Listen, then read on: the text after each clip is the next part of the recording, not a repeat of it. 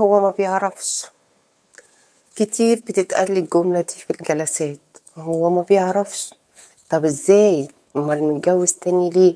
ده هو بيقول انه متجوز تاني لان انت مش مكفياه، وهو راجل يعني وعنده احتياجاته، ويعني ده شرع الله، وامال بدل ما يعمل حاجة بره غلط بدل ما يغلط فطبيعي انه يتجوز جوازة تانية. وفعلا عنده حق، بس الواقع بيقول ان كتير من حالات الجواز التاني بيبقى فيها الرجل عنده ضعف جنسي. ايوه دي الحقيقة. والجوازة التانية اللي هو بيقول قدام الناس كلها ان هي علشان يكفي احتياجاته وما يغلطش، بتبقى في الحقيقة تغطية لإحساس بالنقص حسه الرجل أو الزوج. ودي ظاهرة موجودة في آخر 4-5 سنين بقوة. ايه اسباب الضعف الجنسي الشديد اللي بقى عند معظم الرجال؟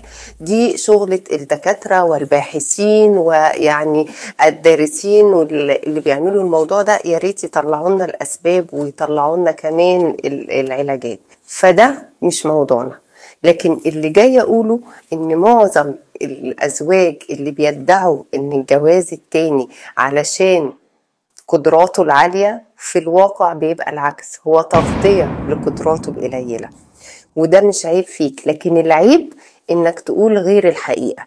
يعني لو حضرتك حاسس بنقص ما في هذا الموضوع، ده مش عيب ولا غلط انك تتجه لدكتور نفسي، لدكتور ذكورة، لشوف الدنيا فيها ايه، هل ده نفسيا، هل ده صحيا، هل ده ايه الموضوع. وكمان من حق الزوجة ان هي تطالب بده، ولازم تعمله، لان للاسف معظم الزوجات اللي بيقولوا لي ان احنا بقينا شهور وشهور ويمكن داخلين على سنة واكتر ومفيش اي علاقة ما بيننا، وانا ساكتة وما بتكلمش عشان هو ما يزعلش وعشان ما يجرحوش وعشان عيب وما يصحش.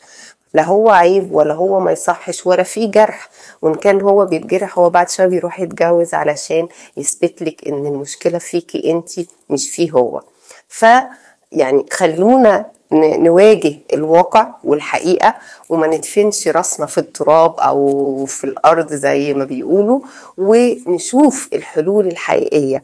لكن مش علشان انت تداري نقص ما أو علشان عينك زاغت على بس حد تاني تتلكك بقى وتقول ان المشكلة في مراتك أو ان انت سوبر مان.